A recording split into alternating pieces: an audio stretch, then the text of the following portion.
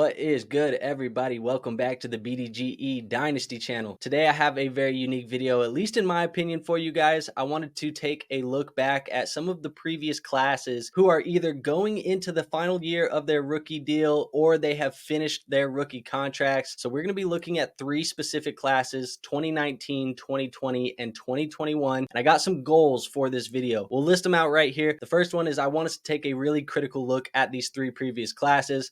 I want to find out how successful these classes have been in terms of fantasy points per game for our fantasy football rosters. I want to find out what the ROI is on the picks that we use to draft these players, because all of them were being drafted in the first round of rookie drafts. And I want to use this ultimately as a glimpse into what this year's class could be, kind of giving you guys a better idea of how to view these 2024 first round picks, because we are only about 3 weeks away from the NFL draft. So those rookie drafts are right around the corner. But with that out of the way, I think we should get right into this video.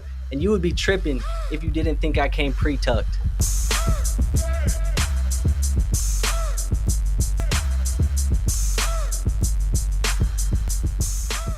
All right, so I'm going to move over to this side of the screen because we're going to have a lot of graphics today. Sorry, Gut, you got your work cut out for you. Hopefully this is going to be easy to follow for all of you guys. But I want to talk about some data parameters. So what actually is this data going to look like? What does this actually mean? So the first thing that we need to set as a ground rule for these players is every player had to have played in at least 6 games for that specific season's worth of data to count. So they had to play in 6 games. We're doing this to eliminate punishing players for injury seasons or seasons where they didn't possibly start as a rookie. And we're also doing this to remove outlier players in that data where, like Joe Flacco this year, who played in a couple games down the stretch, was really good, but he wasn't the full-time starter. So we don't want his data to count against a rookie that played a full year. So we're kind of using that to eliminate some of the funny data in between. And with that being said, we are using fantasy points per game as the benchmark that we are grading. So we want to do that because we want to look at how productive each player has been for your fantasy team, despite whether or not they played in 13 games or 17 games. Because we know if you had a guy who played in 13 games, he balled out. You had a guy who was pretty average in 17 games. They may be close in total points, but we want to look at the points per game because that actually shows how well they were for your fantasy football teams in a per game basis. And then the last one that I want to set down as a parameter is the players must have at least 3 years under their belt. That is why we are looking at these specific classes, 2019, 2020, and 2021. So with that being said, what are we going to deem as a successful player and what are we deeming as a failed player? So I have some ground rules for those as well. The quarterbacks, the running backs, and the wide receivers, because we are looking at this from a super flex 12-team PPR type of lens, you have to have a top 12 finish in fantasy points per game to be deemed a firm hit. That is the verbiage that we are using today. A firm hit, aka our green data, that is a top 12 finish at the position for quarterbacks, running backs, and wide receivers. Now, a fair hit is going to be a top 24 finish in fantasy points per game. That is going to be our yellow data. And then if you finish outside of the top 24 for any single season, that is a failed hit, aka our red data. And again, that is for the quarterbacks, the running backs, and the wide receivers. And then for the tight ends, because it is a little bit harder to be a difference maker at the tight end position, we are going to skew that data just a little bit. For our firm hits, aka our green data, that is going to be a top 5 finish. Top 12 will be our yellow data or our fair hits. And then outside of the top 12 is going to be a failed hit, aka that red data. So hopefully you guys are following along. We're going to hop right here into the 2019 draft class, and right here is the ADP. So looking back at 2019, you guys will probably see this data in a future group video because we talked about trends in these classes. But 2019, we had Josh Jacobs at the 101, Kyler Murray the 102, David Montgomery the 103, and N'Keal Harry at the 104, Miles Sanders at the 105, DK Metcalf at the 106. And then you look at that back half there, TJ Hawkinson, AJ Brown, Paris Campbell, Darrell Henderson, Deebo Samuel, and Mecole Hardman. So this is your first round ADP data from 2019. But let's pull up our 2019 fantasy points per game heat map. You guys are going to see it on the screen here right now. This is how each of these players performed during their rookie contracts. So just going back to how we are going to interpret this data, again, a green is a top 12 finish for running backs, quarterbacks, and wide receivers. And for tight ends, it's going to be top 5.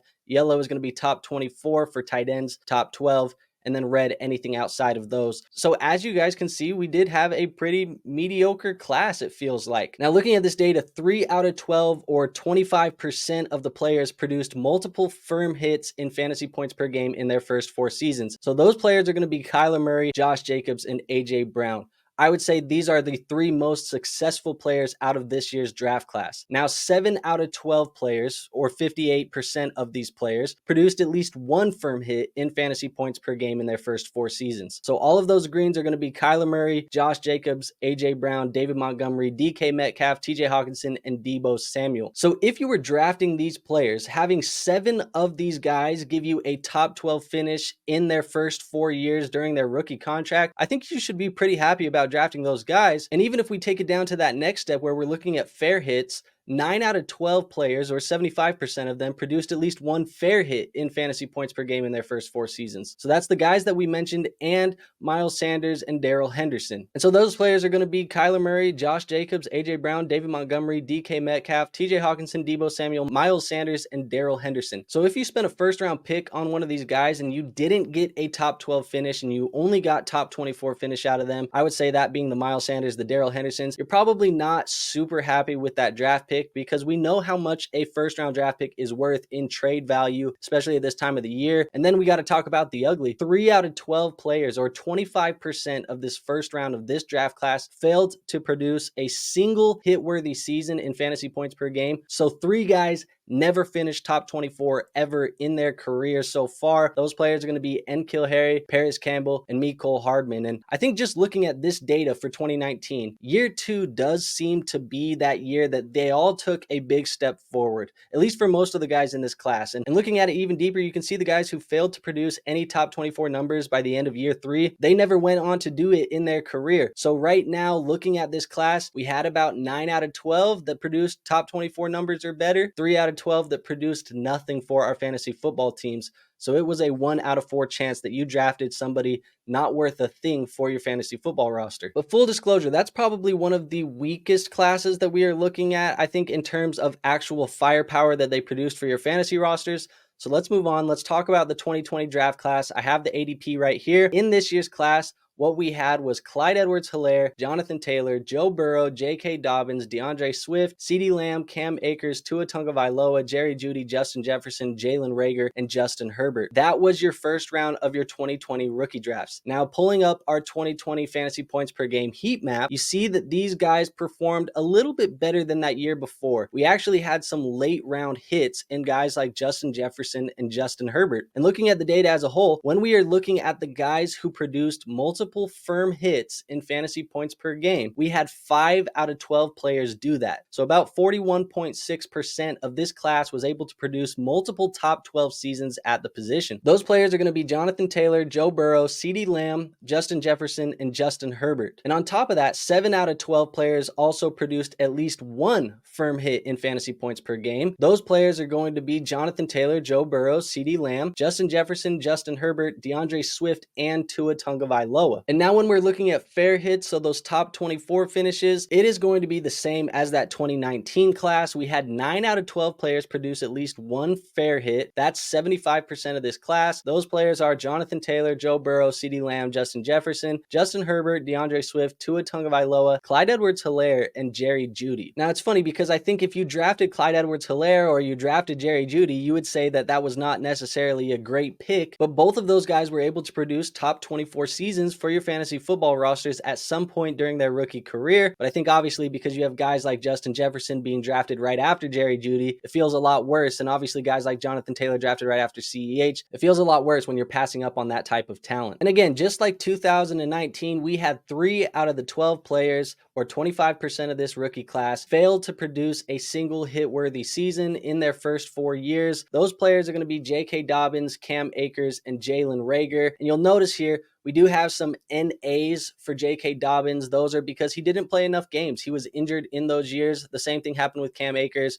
But it is unfortunate because J.K. Dobbins, a player who we all thought was talented, but injuries and didn't actually live up to the expectations. And same thing with Cam Akers. I think it's the same story for both of them all around. So unfortunate for those guys. But again, looking at this class, I think this class was great for Dynasty Fantasy Football because even if we went with this ADP and we extended it down to the second round, we would have guys in this class like T. Higgins, Brandon Ayuk, Michael Pittman, Jordan Love, Jalen Hurts. The list goes on and on. This class was incredible for dynasty purposes. And because of that, I do think that this is a much better class than that 2019 class. And honestly, this class compares closer to the 2024 rookie class that we have right now than that 2019 class does. And I think what's even cooler about this 2020 class is you look at it and we had 6 guys finish as top 24 players as rookies. So how it took those players in 2019 a little bit longer to get rolling, it didn't take those players in 2020. They produced quite early in their careers, and 3 of these guys finished as top 12 players at their position as a rookie as well, which is 3 times the amount of those players in 2019. Now, I think this is probably the most successful class that we're going to break down today, and it is also worth mentioning that this class gave us a 4-year top 12 contributor, firm hits his entire rookie contract. That was Justin Jefferson. Absolutely smash hit if you drafted him there at the 110.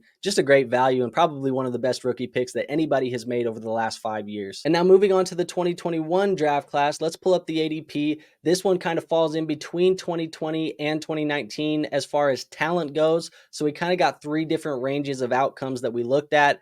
This year, you had Trevor Lawrence come off the board, Najee Harris, Kyle Pitts, Trey Lance, Justin Fields, Jamar Chase, Travis Etienne, Zach Wilson, Javonte Williams, Devontae Smith, Jalen Waddle, and Mac Jones to close out your first round. So just like we did with the other classes, let's pull up that fantasy points per game heat map, and you see it right here on the screen. Now looking at this class, we don't have any data for year 4. Obviously, these guys are going into year 4 this year, so it is a little bit skewed. We only have the 3 years of data, but I wanted to use this class specifically because there is some good examples in it. And when we look at the data as a whole, 2 out of 12 players in this class were able to produce multiple firm hits in fantasy points per game through their first 3 seasons so far. Those are Jamar Chase and Justin Fields. Yes, Justin Fields. Interesting, right? 6 out of 12 players, 50% of the class, produced at least 1 firm hit in fantasy points per game in their first 3 years as well. Jamar Chase, Justin Fields, Trevor Lawrence, Najee Harris, Travis Etienne, and Jalen Waddle. And 8 out of 12 of these players, 66.6% of the players,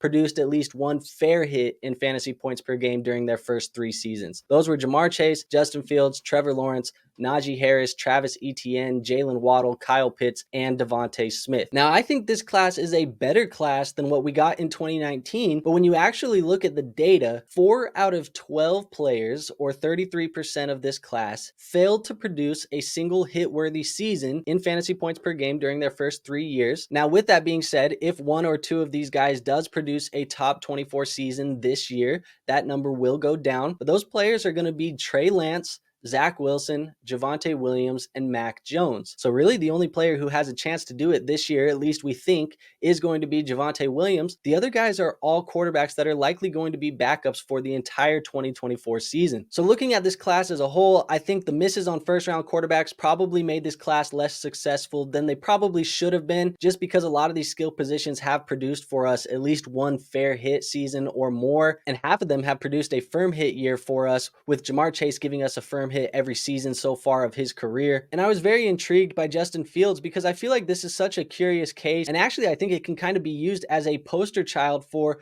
when fantasy football success and on the field NFL success don't necessarily merge. Because if you were just looking at this data, there's an argument that Justin Fields has been the most successful quarterback in this class for our fantasy football teams. But I think we would all say right now, Trevor Lawrence is the guy who has the most NFL success and probably the safest dynasty fantasy football asset because of that. So now that we've looked at those 3 classes, first round picks, let's combine the data. Let's talk about the data and let's kind of see what we can take away from this. So you guys are going to see it pulled up on the screen right now. We had in that 4-year total span, 124 chances at giving a top 12 season. That is those 12 players over the course of those 4 years in every single class. Now, when you look at the data, we had 37 times that we got a firm hit, 30 times we had a fair hit, and 57 times we had a failed hit. So 29% of the time, firm hit, 24% fair hit, and 45.9% a failed hit. Now, based on the data, it does seem like the most likely chance for a rookie pick to provide top 12 numbers at the position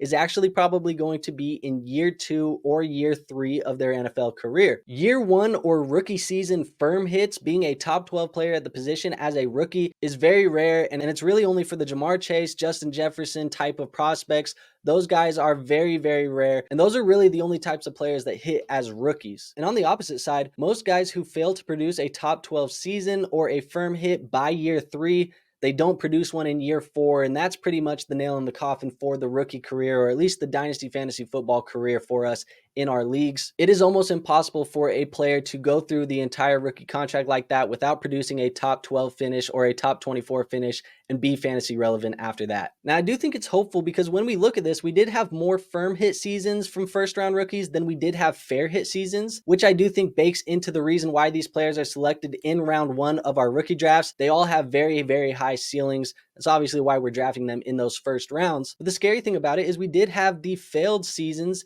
at this sample size at about 46%, which truly does highlight the risk of a first round rookie pick, because sure, you can find and you can hit on a top 12 guy like Justin Jefferson or Jamar Chase. That's what we all want to do. But you also have the same likelihood of chance of finding a guy like N'Keal Harry or Jalen Reagor, which is obviously not what we want to use for our first round pick because we know the value of those first round picks. I think the reality of it is you're most likely going to fall somewhere in between. Find a guy like a Jerry Jeudy, a DK Metcalf, a DeAndre Swift, guys that we've seen produce a top 24 season, maybe a top 12 season. But I wanted to put this video together to just kind of give you guys an idea of what those rookie picks have actually translated to as far as fantasy points per game go for your fantasy football rosters over the last couple seasons. And I'm not here to tell you that we should be selling all of our rookie picks. In fact, I don't think I would be selling my rookie picks at this point right now, but I wanted to provide a different lens to look at these picks and kind of view them very differently than we have in the past, because I think at this time of year,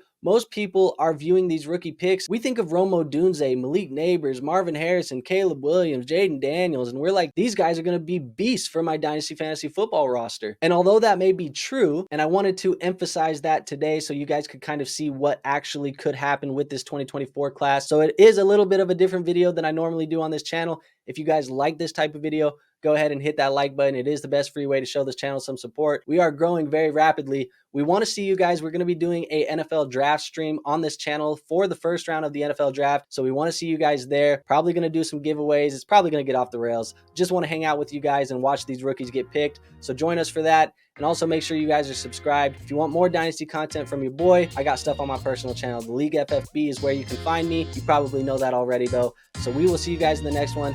Until then though, peace out.